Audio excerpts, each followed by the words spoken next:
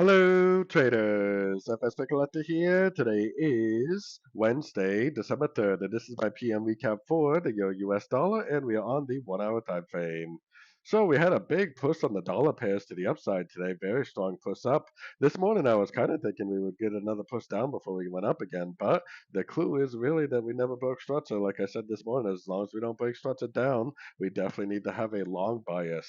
Now we're trying to figure out on the daily whether this is a wave 3 or whether this is a wave C.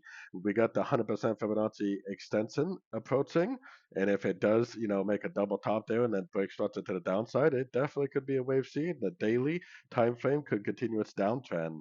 On the other hand, if it just keeps on making higher highs, higher lows on, roughly the 4 hour time frame, because this is my structure right here, not this one up here, then it's more likely going to turn into a wave 3 and it's going to continue that high weekly time frame uptrend. So anyways, don't forget to check out my website linked over here in the corner. And as always, thank you for watching and happy trading.